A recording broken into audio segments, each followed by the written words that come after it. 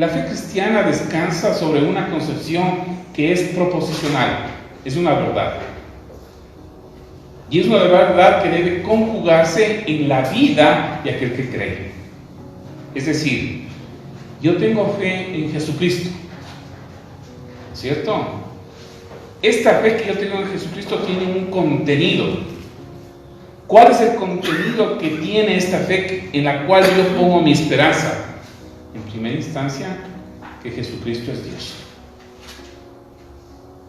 No solo es un profeta, no solo fue un buen hombre, no es alguien que nos dice de la verdad y del amor. Sí, es Dios. Miren ustedes cómo establece, ¿no es cierto?, el Evangelio de Juan esta gran verdad. Dice, ya existía la palabra en el principio, la palabra estaba con Dios y Dios mismo era la palabra. Aquí hay una verdad que es muy importante contrastarla con el tiempo presente. Hoy tenemos los testigos de Jehová. Sí, es una religión. Muchos dicen que es una secta, ¿no es cierto? ¿Qué es lo que ellos manifiestan en su enunciado doctrinal? Es decir, en lo que entienden de Jesucristo y de Dios. Ellos dicen, en el principio ya existía la palabra. La palabra estaba con Dios y la palabra era un Dios. ¿Sí? Cambian el artículo definido, ¿no es cierto?, y le ponen en un artículo indefinido. ¿Por qué? Porque en su cosmovisión de pensamiento, Jesucristo no es Dios. Puede ser una divinidad, pero no es Dios. Puede ser un ser divinizado, pero no es Dios. Y aún dentro de la rama evangélica, muchas veces se contextualiza, porque se utiliza esta palabra para decir, bueno, vamos a contextualizar nuestra fe.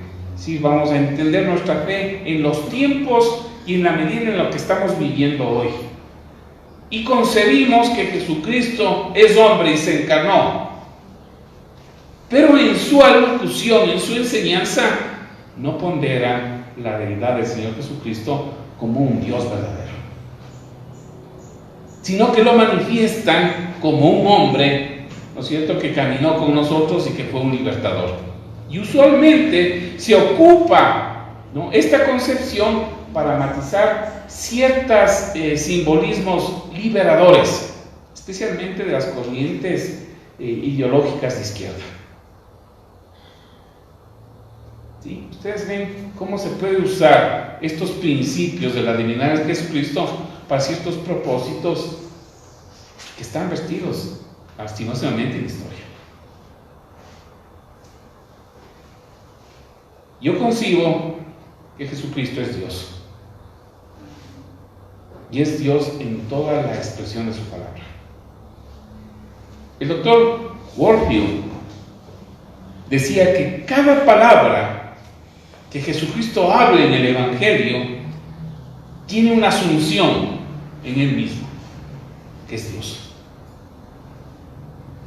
Y si nosotros vemos el Evangelio, nos encontramos que esa es la verdad. Juan, el apóstol Juan, el autor de este Evangelio, desde el principio, ¿no es cierto?, tiene una intención a su audiencia original, a los que vivieron en esos primer siglo de la iglesia cristiana. La asunción de él, la intención de él para su audiencia era no solamente mostrar la preexistencia de Cristo, sino su deidad. Por supuesto. Miren ustedes cómo dice en el versículo 1, en el principio ya existía la palabra.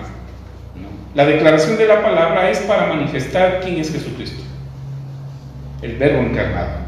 Dice, la palabra estaba con Dios y Dios mismo era la palabra. Ven el verso 3. Dice, por ella fueron hechas todas las cosas y sin ella nada de lo que fue hecho, nada fue hecho de lo que ha sido hecho. ¿Qué está declarando en este verso 3 inmediatamente. ¿Quién es el que crea todas las cosas? ¿Quién es el que establece todo lo creado? Solamente Dios creador. Por lo tanto, no puede ser un Dios, una deidad más. Es Dios. Entonces, una de las manifestaciones de la persona del Señor Jesucristo, donde nosotros anclamos nuestra fe y confesamos que es el Señor de nuestra vida, la autoridad máxima de nuestra vida, descansa sobre la conciencia de que Él es Dios. Es parte de la Trinidad, es Dios. Y eso matiza en la expresión de nuestra fe un temor reverente. Si usted es una persona que ha confesado al Señor Jesucristo como el Salvador de su vida, como el Señor de su vida, usted debe saber que ha confesado a Dios en su vida. Por lo tanto, nuestra fe ya adquiere un volumen de contenido que se conjuga en nuestra vida. Si Él es Dios, y yo he confesado que Él es Dios y que es mi Salvador, le debo de mi espíritu y de mi vida todo, porque estoy lidiando en mi vida con mi Salvador, que es Dios. Imagínense ustedes, ¿no es cierto? En el griego no hay, ¿no es cierto? No hay ¿cómo se llama? El artículo definido, pero usualmente, frecuentemente, cuando se usa un nombre, ¿no es cierto? Frecuentemente el significado es definido. Entonces déjenme mostrarles unas 4 razones por las que este texto afirma la deidad del Señor Jesucristo. Ya lo acabo de mencionar. En primera instancia, porque se dice, en el principio ya existía la palabra y la palabra estaba con Dios y Dios mismo era la palabra. En el griego no hay el artículo definido, pero por el contexto gramatical definimos, ¿no es cierto?, el significado. Claro, si ustedes ven un poco más abajito, ¿no es cierto?, un poco más abajito sería el verso 49, hay en el contexto gramatical otra manifestación. Miren lo que dice Natanael. Natanael le dijo: Rabí, refiriéndose a Cristo, tú eres el Hijo de Dios, tú eres el Rey de Israel. Y tiene el mismo compuesto gramatical. Pero Natanael no podría haber dicho: tú eres un Rey de Israel, uno más, sino que eres el Rey de Israel, el único, el Mesías prometido. Por el contexto gramatical definimos que asimismo en el primer versículo de este capítulo tiene por correlación gramatical la misma definición. Es Dios. Así como Él es el Rey de Israel, Él también es Dios. ¿Sí? Ahora bien, hermanos, a veces debemos decirles a los testigos de Jehová, estamos gustosos de escucharle, pero debemos preguntarle si Cristo es Dios. Y debemos preguntarle si ellos están seguros de su salvación. La única seguridad que se tiene es porque Él es Dios. Y la única manera de llegar al Padre es a través de Él. Pero bueno, tendremos motivos de conversación acerca de esto. Otra razón que explica la divinidad del Señor Jesucristo en este texto está en el contexto. ¿Sí? A veces decimos nosotros que todo texto sin su contexto es un pretexto. Es decir, podemos coger partecitas de la Biblia para establecer un principio de enseñanza doctrinal, ¿no? Y a veces solamente es un pretexto para decir lo que yo quiero decir. ¿Por qué es tan importante, ¿no?, que ustedes pongan sus ojos en la palabra? ¿Por qué es tan importante identificar una verdad de la Escritura en el contexto que se lee? Porque la Biblia no es una diversificación, no es como un Lego que está separado. Tiene una función humana, comunicativa, que en el contexto se entiende. No es un recetario, pues. No es que cada versículo está separado y obra por sí mismo. Está unido a una unidad literaria, donde se expresa un contenido de fe. Pues ahora, ¿cómo sabemos que Jesucristo es Dios por el contexto? Ya lo dije, ¿no? Miren el verso 3. ¿Quién puede ser el creador de los cielos y la tierra y de todo lo que existe si no es Dios? Claro, si tuviéramos un principio de la posmodernidad y de la modernidad, diríamos es por la evolución, es por una chispa que encendió el Big Bang. Y sigue la pregunta latente: ¿quién encendió la chispa? ¿O es una partícula? No, pues en la conciencia cristiana vemos que la creación y todo lo creado tiene una función de diseño, y tiene un diseño porque es una persona que diseña eso. ¿Y quien diseña eso? Es Dios, en sentido perfecto, no por azar ni por proyección evolutiva de error y acierto, sino porque desde el principio fue estructurado con un diseño inteligente hecho por Dios. Claro. Ahora, miren ustedes cómo es la proyección que tiene Juan en estos primeros versículos del capítulo 1, ¿no? Él nos dice que las cosas fueron creadas por Él. Por lo tanto, eso establece una premisa. Si todas las cosas fueron creadas de Él, Él no puede ser una criatura, porque es el creador. Los testigos de Jehová piensan que Jesucristo es la primera criatura de toda la creación. No es, porque Él es el creador. ¿Sí? Entonces, en el contexto establecemos eso, también una función desde el Génesis, ¿no es cierto? Miren el verso 4 del capítulo 1, dice: en Él estaba la vida, y la vida era la luz de la humanidad. Él es el dador de la vida. Si es una criatura, sería parte de las otras criaturas, pero Él es el dador de la vida. Es decir, Él posee vida en sí mismo. ¿Sí? Pero también, si ustedes van más abajito al verso 14, establece un retrato, un dibujo, una fotografía del pensamiento del Antiguo Testamento, especialmente de lo que declara en Éxodo. Miren, el verso 14 de Juan dice: y la palabra se hizo carne. Es decir, Dios, el creador de todo, se hizo carne y habitó entre nosotros, y vimos su gloria, la gloria que corresponde al unigénito del Padre, lleno de gracia y de verdad. Cuando dice en la declaración y habitó en nosotros, tiene esa proyección del Éxodo, cuando el pueblo de Israel salía de la esclavitud, ¿no? Y dice que Dios estaba en medio de ellos y les guiaba. Maravilloso. Y hay unas señales, dice, era una nube que les guiaba en el día, y en la noche era una antorcha de fuego. Qué maravilloso. Indicando la presencia de Dios en medio de su pueblo. Pero esa declaración, esa idea de Dios en medio de su pueblo, Juan la toma en la persona del Señor Jesucristo. Dice: y habitó en medio de nosotros, lleno de gracia y de verdad. ¿Sí?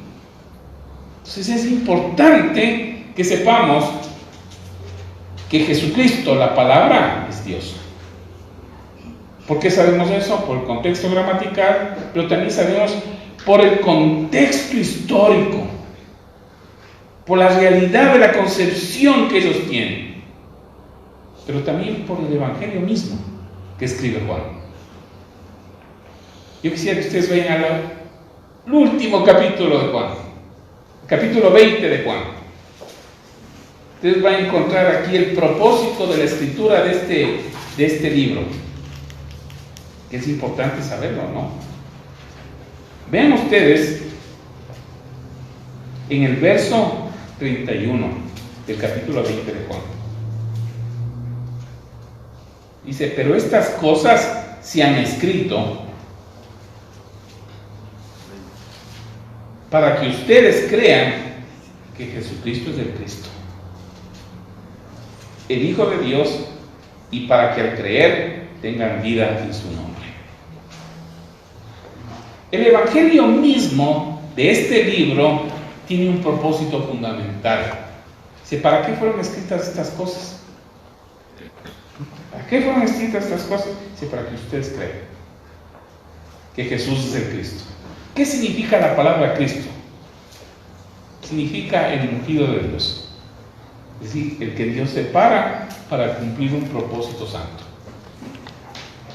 Y aquí se le ungía como Cristo, como Mesías. Bueno, hay 3 manifestaciones en la Biblia de aquellos que fueron ungidos y separados por Dios. ¿No? En primera instancia a los reyes se les ungía. ¿Por qué? Porque cumplían un oficio. ¿Cuál era el oficio del rey? Defender al pueblo. Los reyes iban delante de los escuadrones de Israel a las batallas para pelear la guerra contra sus enemigos. Era el que establecía la justicia en medio del pueblo. El que sostenía, ¿no es cierto?, el derecho de aquellos que no tenían fuerza, de los indefensos. Asimismo, Cristo se convierte en nuestro Rey. ¿Por qué? Porque Él libra las batallas que nosotros tenemos contra nuestros enemigos. Y además es Rey victorioso. Es el que defiende el derecho cuando estamos indefensos. Es nuestro Rey, Cristo. El ungido de Dios. ¿A quién más se le ungía? A los sacerdotes. Los sacerdotes cumplían un oficio en el pueblo de Israel. ¿Cuál era ese oficio? Recibir los sacrificios, para que en proyección el sacrificio auténtico, único y verdadero sea tomado en cuenta para el perdón de los pecados. Y otra cosa que hacían los sacerdotes era orar a Dios en su nombre para que el pueblo sea bendecido. Y Cristo cumple ese oficio, porque es el sacerdote que se sacrifica. ¿Por quién? Por nosotros, por usted, por mí. Y hoy mismo, como dice la Escritura, intercede por todos sus santos a la derecha de Dios Padre. Si Dios está en el trono de Dios, imagínense ustedes el trono de la gracia de Dios en ese mar de cristal, como dice el Apocalipsis, que acabamos de cantar con Josué esta canción ante ti, donde millares te adoran. Ahí está Jesucristo, a la diestra de Dios Padre. ¿Qué es interceder? Es hablar con aquel que tiene el poder para que conceda un favor, una protección. Y me imagino, ¿no?, en términos personales, porque esto hay que bajarlo a términos personales. Por ejemplo, está diciendo: Padre mío, quisiera que cuides a Jimenita. Términos personales. Es como que Él intercede personalmente por cada uno de ustedes. Señor, te ruego que escuches la oración y le ayudes a Estefanía. Señor, te pido que Gustavo. Claro, como Dios es un Dios infinito, como es un Dios todopoderoso, cada oración por cada uno de sus hijos es personal y es verdadera. Él cumple esa función. ¿Se dan cuenta, hermanos? Pero también se les ungía a los profetas. ¿Por qué? Porque ellos comunicaban el mensaje poderoso de Dios para el bien del pueblo. ¿Qué es lo que hizo Jesucristo? Predicar el año agradable del Señor, la libertad de los cautivos, dar vista a los ciegos, sanar a los enfermos. Él vino por nosotros. Él vino para predicarnos la verdad de la liberación de nuestra vida, del propósito de nuestra existencia. ¿Sí? ¿Se dan cuenta?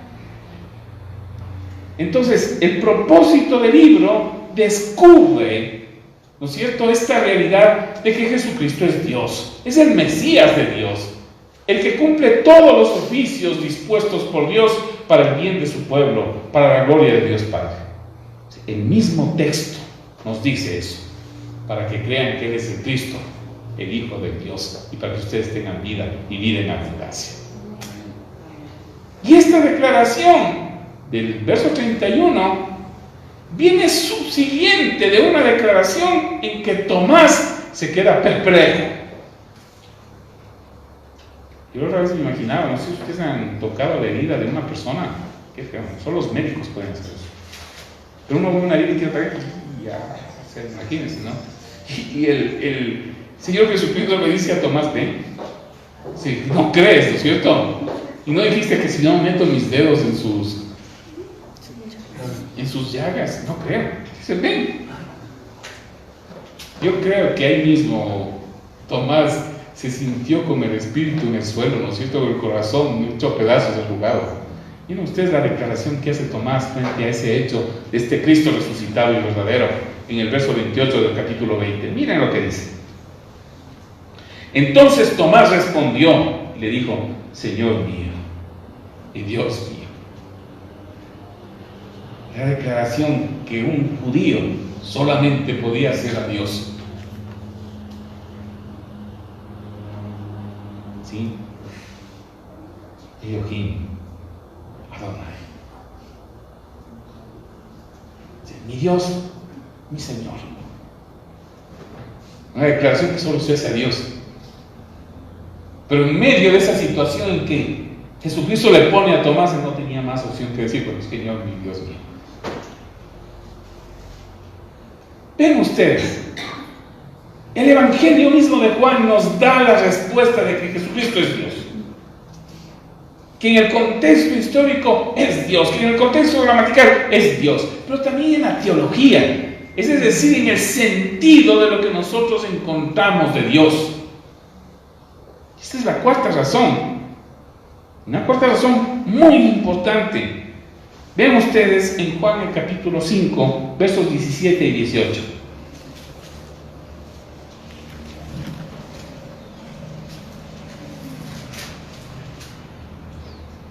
Hay una relación en que la gente le pregunta, ¿qué estás haciendo tú, no? La cuestión del sábado. Los judíos querían reconocer, querían tener una implicación de algo, pero miren la respuesta que les da Jesús. Capítulo 5, versos 17 y 18. Dice, pero Jesús les respondió, hasta ahora mi Padre trabaja y yo también trabajo. Por esto los judíos con más ganas procuraban matarlo, porque no solo quebrantaba el día de reposo, sino que además decía que Dios mismo era su Padre, con lo cual se hacía igual a Dios. ¿Quién dice esto? Jesús mismo. Jesús mismo declara eso. Porque dice, la discusión es que Moisés les dio la ley, ¿cómo va a responder la ley? Solo Dios puede romper su propia ley o manejar su propia ley. Dice que los judíos procuraron matarle porque él declaraba que era Dios. Por la perspectiva teológica que él tenía. Es increíble. Y los versos siguientes, ¿no es cierto? Miren ustedes en Juan 10, los versos 30 al 33, establece por acción teológica de pensamiento, ¿no? Algo importante. Miren ustedes, 10, 30 al 33. Dice, el Padre y yo somos uno. Vea qué declaración de Jesucristo. El Padre y yo somos uno. Entonces los judíos volvieron a tomar piedras para apedrearlo. Se creía Dios. Pero Jesús les respondió, yo les he mostrado de mi Padre muchas buenas obras. ¿Por cuál de ellas me apedrearán? Los judíos le respondieron, no te apedreamos por ninguna buena obra, sino por la blasfemia. Porque tú eres hombre, pero te haces Dios. ¿Quién estaba declarando eso? Jesucristo. Entonces, si Él mismo nos da la pauta para manifestar que es uno con el Padre y que es Dios, ¿qué es lo que nosotros debemos hacer en una implicación de nuestra fe, de este contenido que nosotros conjugamos en nuestra vida, que es Dios? ¿Sí? En una de sus naturalezas nos dice a nuestro corazón de que el Cristo que nosotros hemos confesado por la acción misma de Dios es Dios. Es Dios verdadero. Dios verdadero. El que está en medio de nosotros, el que se hizo carne, el que refleja toda su gloria y toda su verdad en él. Bien, el día de ayer tuve una conversación interesante con el seminario bautista, que está tomando una nueva perspectiva, la cual me ha alegrado muchísimo. Pero las discusiones que se veían con los otros profesores que estaban ahí invitados, era que los pastores dicen, bueno, yo ya no quiero hablar de un presupuesto teológico, sino que lo que me concierne y me preocupa es un asunto pastoral. O sea, ya dejemos la teología a un lado y vamos a considerar este asunto pastoral, es decir, cómo lidiar con las personas que tienen problemas en la iglesia. ¿No? Esa es la declaración que hacían ahí. Entonces, en medio de la discusión decían, ¿cómo nosotros podemos tratar cualquier asunto, negocio de la iglesia, dificultad de la iglesia, oportunidad de la iglesia, si no es de la perspectiva teológica? ¿Cómo podríamos dejar a un lado la conciencia de Dios en nuestra vida y a Jesucristo como Dios en nuestra vida? Pero como hay mala enseñanza, como no se conjuga esta verdad con contenido, ¿sí? No nos gusta ya pensar bajo un presupuesto de Dios. Hermanos, cuando ustedes tienen problemas, cuando ustedes sufren situaciones, y a veces conversamos de la paz de Dios. ¿Quién es Dios en esta dificultad que yo estoy teniendo? Pues Dios es el Señor de nuestra vida. Y Dios está en pleno dominio de lo que yo estoy viviendo ahora, porque es Dios. ¿Y quién ha permitido que esto pase? No es las circunstancias, no es el azar, no es porque sí, es porque Dios tiene un plan en mi vida y Él mismo ha puesto esta carga en mi vida y me ha puesto en este lugar de la batalla porque es Dios.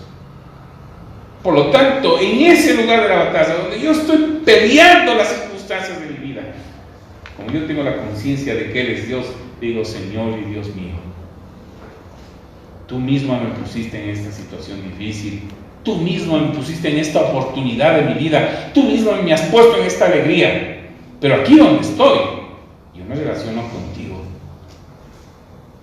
para que tú seas mi Cristo, mi Rey, el que me defiende, el que me guía, para que tú seas mi profeta, para que me indiques el mensaje que debo escuchar, para que tú seas mi sacerdote, el que intercede delante de Dios. ¿Se dan cuenta? ¿Por qué? ¿Por qué conjugamos la fe? No hay función pastoral y función práctica de la vida que esté deslindada de nuestra conciencia de que tenemos a Dios en nuestra vida, que todo lo conjugamos a través de esa conciencia teológica. Claro, el resultado de las iglesias es terrible, ¿no? Es como cuando pasa algo terrible y la gente dice, no te preocupes, dice, Dios nunca estuvo ahí. Sí, como Dios no hace nada malo, ¿no es cierto? Él no estuvo ahí. Sí, y uno se queda con una peor perspectiva si Dios no estuvo presente en esta situación difícil. Porque la gente es experta en defenderle a Dios, ¿no es cierto? Sí, ¿dónde estuvo Dios? O sea, la opción que nos dejan es peor. Si Dios no está en control, ¿quién estuvo en control? El diablo. Otra fuerza de la naturaleza. Un mal karma. Una mala energía. ¿Y quién controla esa energía? Peor, ¿no? Pero como sabemos que todo está en las manos poderosas de Dios, sabemos en quién confiamos. Como decía hace domingos atrás, nada nos separará del amor que tenemos en Cristo Jesús. Nada. Ni la muerte ni la vida, ni lo alto ni lo profundo, ni ángeles ni demonios, ninguna potestad, nada nos podrá separar del amor que tenemos en Cristo Jesús.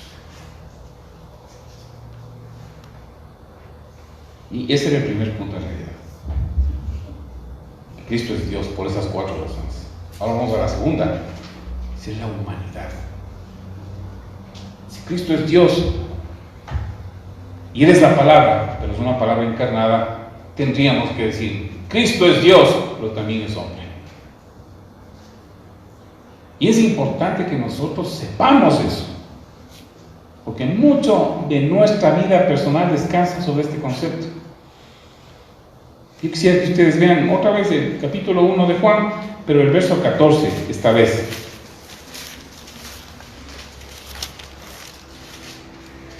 Dice, y la palabra se hizo carne y habló entre nosotros y vimos su gloria, la gloria que corresponde al unigénito del Padre, llena de gracia y de verdad. Dice, ¿cómo es que Dios, todopoderoso, creador de los cielos y de la tierra, se encarna y se hace carne, se hace hombre? Bien difícil concebir esto. Anselmo, uno de los padres de la iglesia, tenía la pregunta, y es la pregunta filosófica, ¿no? ¿Por qué Dios llegó a ser hombre?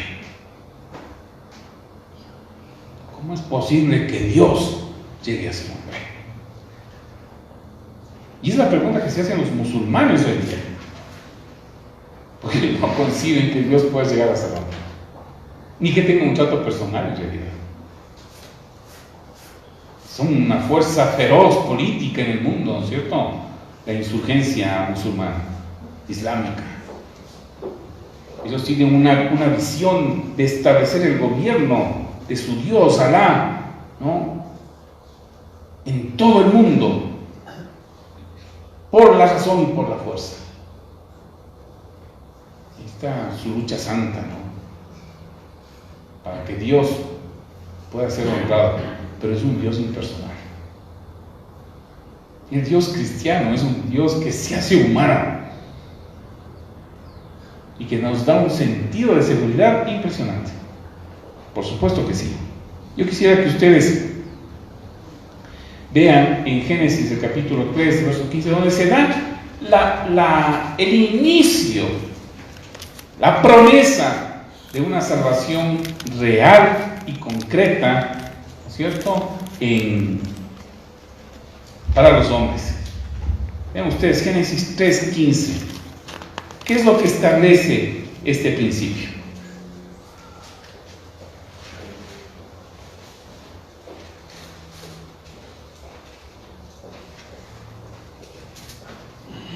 Si yo pondré enemistad entre la mujer y tú, y entre su descendencia y tu descendencia, ella te herirá en la cabeza y tú le herirás en el talón.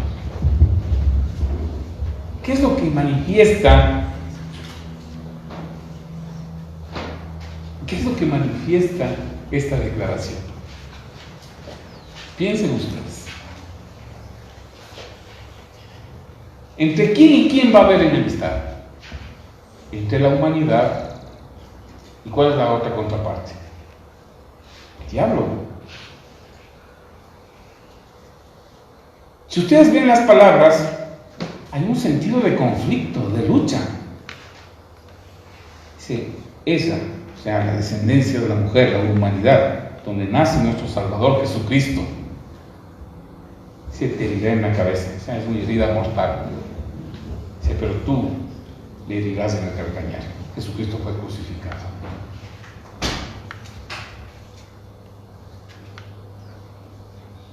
¿Qué es lo que atañe aquí, en primera instancia, para contestar la pregunta, ¿por qué? ¿Por qué Dios llegó a ser hombre? Porque no hay medio de la salvación del hombre, ¿no es cierto?, si no es por medio del hombre. Sí, la La paga del pecado es muerte. La paga del pecado es muerte. Si la paga del pecado es muerte, ¿quién tiene que conquistar la muerte? Por supuesto. Y esto nos lleva a una realidad que está explicada en el capítulo 2 del libro de Hebreos, los versos 14 y 15. Es importante que ustedes lo identifiquen, porque tenemos algo que nos va a dar confianza en nuestra vida. Miren lo que dice la palabra. Así como los hijos eran de carne, en nuestra humanidad y hueso, también Él era de carne y hueso. ¿A quién se está refiriendo? A Jesucristo.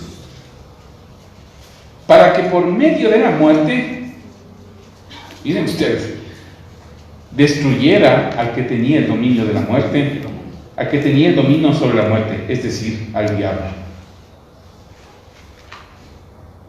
Él asume en su propia persona, en su propia encarnación, la muerte.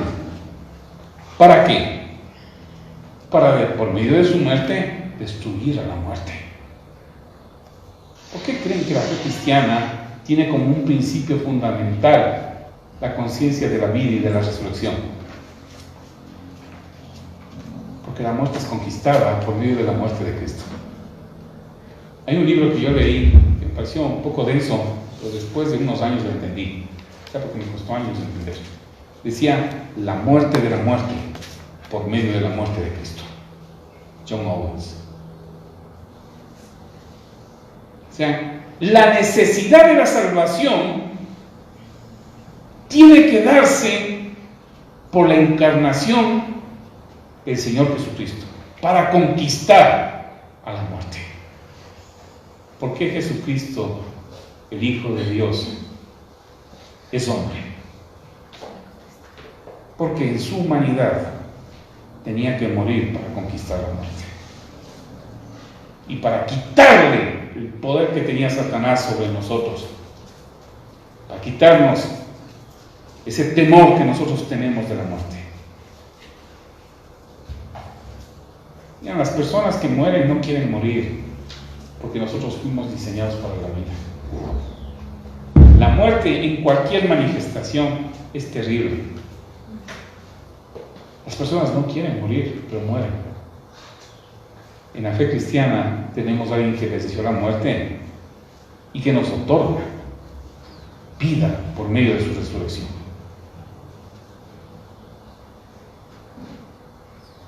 Hermanos, entre paréntesis les digo, ya no tengo temor a morir.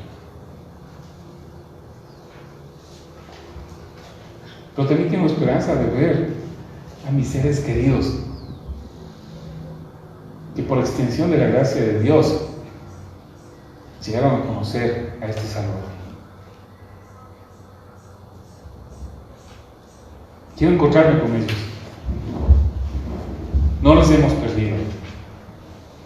Sus personas están intactas y bajo el poder de Dios les veremos nuevamente. Y así ustedes también cultiven esa esperanza, hermanos. Es importante. Permítanme leer el verso 15 que me olvidé de leer. Dice, y de esta manera liberará a todos los que por temor a la muerte toda la vida habían estado sometidos a la esclavitud. Claro, ¿cuál esclavitud? El pecado mismo. Tenemos mucho temor de morir, mucho temor de vivir. Y aquí, déjenme decirles algo que...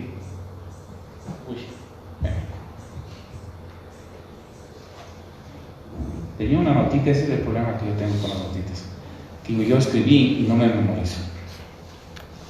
Y ahora no me acuerdo dónde dejé la notita, pero sí me acuerdo. ¿Qué es importante en aquel que conquista la muerte? Piensen ustedes. En primera instancia, que personalmente Él esté libre de todo pecado. Porque si va a conquistar la muerte, no puede tener pecado, porque la paga del pecado es muerte. Y si él hubiera sido un pecador, no pudiera haber librado de la muerte a los que necesitan ser librados de la muerte. Es por eso que Jesucristo fue tentado en todo, pero sin pecado. ¿Quién en este mundo podría vencer a la muerte con su propio pecado? Nadie. Pero Jesucristo estaba libre de todo pecado. En segunda instancia, Él personalmente debía estar dispuesto a morir por otros, como dice en la carta de Pablo a los Corintios en el capítulo 5, que en el tiempo señalado Él murió por los malvados. Y Pablo se pregunta en ese capítulo, ¿y quién está dispuesto a morir por alguien que es malvado? Pero Jesucristo, por el amor del Padre, por la obediencia a su Padre y por amor a nosotros, murió por nosotros. En primera instancia, Él era sin pecado. En segunda instancia, Él estaba dispuesto a morir por los malvados.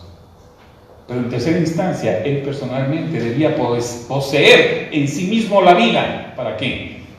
Para que al morir vuelva a tomar la vida y resucite. El único que podría tener esa conquista de la muerte en esas tres instancias y dimensiones es Jesucristo. Sin pecado, enfrenta la muerte.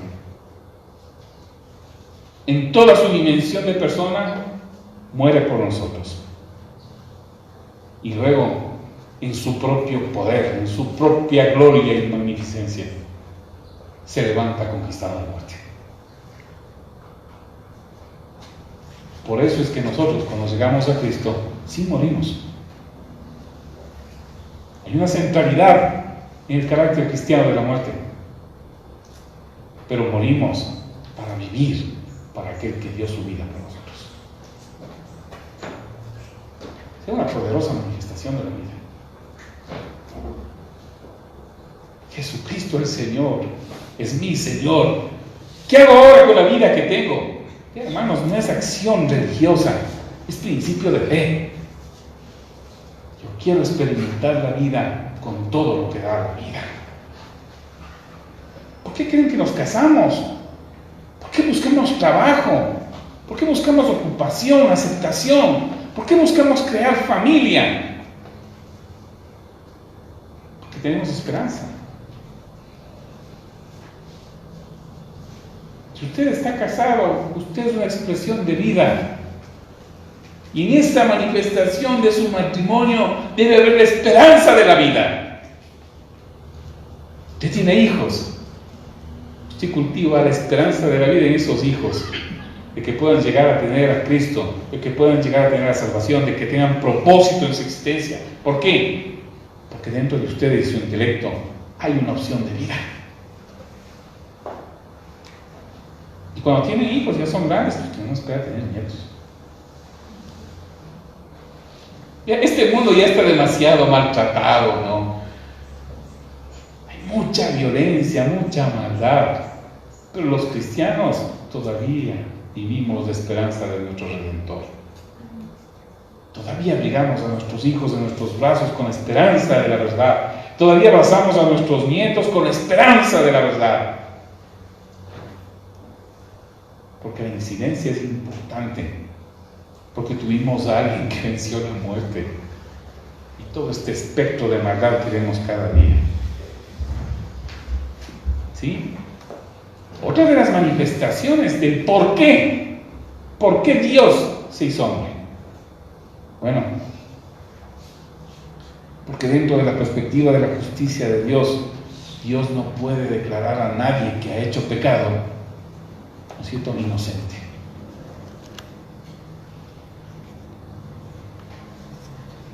La expresión popular de los evangélicos es un sticker que a veces se pone en los carros que dice: sonríe que Jesús te ama.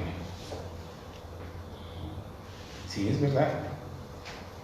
Pero el hecho teológico de la verdad de Dios no está en la sonrisa, está en una figura de sacrificio y de muerte.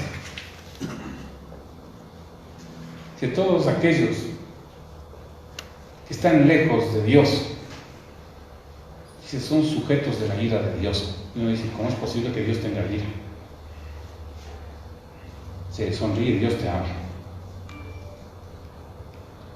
Es un riesgo, ¿no? Toda persona que no tiene a Jesucristo y que no tiene a Dios está bajo la ira de Dios. En un sentido, ¿por qué? Porque Dios es justo. Si Dios es justo y perfecto, ¿cómo puede anidar en su presencia la imperfección y la maldad? Y la ira de Dios se da porque justamente hay maldad. ¿Por qué Jesucristo tuvo que llegar, el Hijo de Dios, a encarnarse?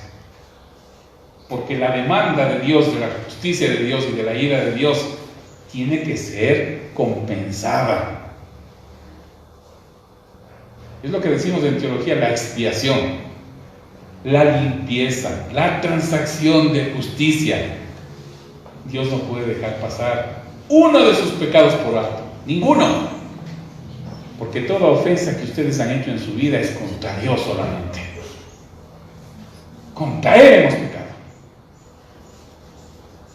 Toda mentira, todo maltrato, toda mala palabra, todo mal pensamiento, todo lo que nosotros hemos hecho en nuestra naturaleza pecaminosa y lo que pasa en este mundo, ¿ustedes creen que Dios pasa por alto? No. Ha sido ajusticiado, compensado, validado en el sacrificio de Jesucristo en la cruz y en el derramamiento de su sangre. Sí, no hay perdón de pecado sin derramamiento de sangre. ¿Por qué Jesús, el Hijo de Dios, tuvo que encarnarse? No solo para vencer al diablo, no, con su resurrección, con su muerte, sino para derramar su sangre por nosotros, por la demanda de la justicia de Dios. ¿Por qué venimos acá a adorar a Dios? ¿Por qué nos levantamos y avisamos la esperanza? Dios mío, ayúdanos. Tenemos la conciencia de que si no tuviéramos el perdón de Dios, ¿dónde estuviéramos? Sé qué sería de mí. ¿Cómo es la canción? Si no tuviera... Si no me hubieras alcanzado. Hijo, increíble. ¿Cómo nos alcanza Dios? Con su justicia. Por eso dice, todo aquel, por medio de la fe, nosotros adquirimos la justicia de Dios, porque ponemos nuestra confianza en aquel que nos entrega su justicia, porque nosotros no tenemos ninguna. Por eso se encarnó. Y en tercera instancia, hermanos, Cristo se encarna por algo que es fundamental. Es fundamental. El consuelo. O sea, no la consuelo, sino el consuelo. Vean ustedes en Hebreos 2:17, iba a decir una barbaridad, pero bueno.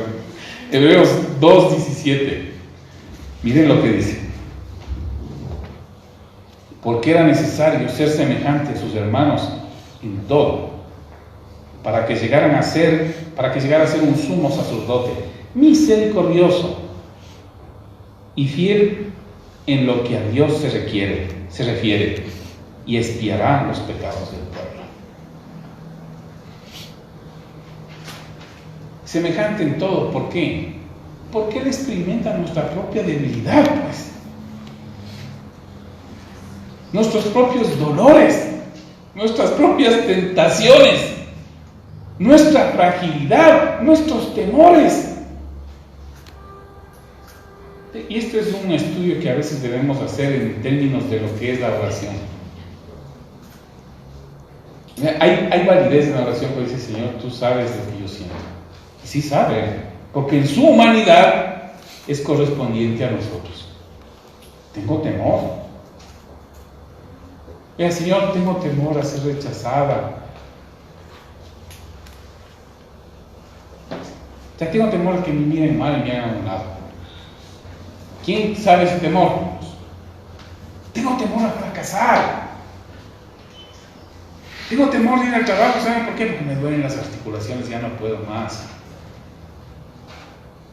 Tengo temor a que hablen mal de mí. Tengo temor. de hacer esto o aquello. Tengo dolor cuando experimento esta enfermedad. ¿Saben una cosa? En toda esa dimensión de lo que nosotros somos como personas, Cristo nos conoce muy bien. Cristo nos conoce muy bien. Hago un paréntesis solo porque aquí veo que hay mujeres valientes. Bendito sea el nombre del Señor.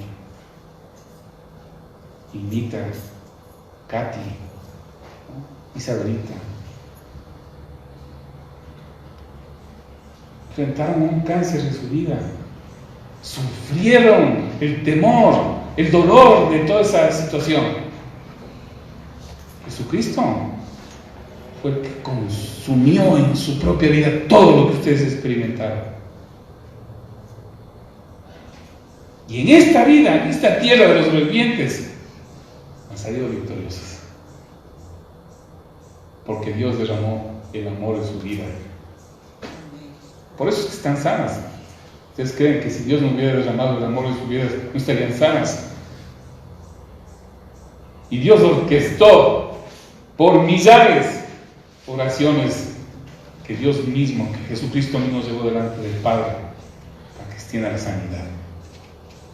Es lo que experimentamos en la fe cristiana, el consuelo. Que tenemos a alguien que se identifica con nosotros, que siente como nosotros, por lo tanto es misericordioso. Y en quien en oración podemos tener confianza. Vean, hermanos, este es el retrato de las dos naturalezas de Jesucristo. Él es Dios, invencible, magnífico, maravilloso Dios. Pero también es hombre. ¿Por qué se hizo hombre? Para conquistar al diablo y al que tenía el imperio de la muerte, para darnos justicia delante de Dios, pero para brindarnos consuelo en esta vida de los vivientes de forma real. Y yo puedo clamar a Dios: Dios mío, mi corazón te pertenece. El dolor que tengo por mis hijos es tuyo, te entrego a ti, Señor. El pan de cada día depende de ti, Señor. Bendito sea tu nombre. Y esa es una fe verdadera. Una fe con contenido, con verdad, con principio teológico, muy práctica para la existencia. Lleven en su corazón a Cristo como Dios y lleven en su corazón a Cristo como hombre, porque en Él tenemos la realidad de nuestra existencia. Amén. Bendito sea el nombre del Señor.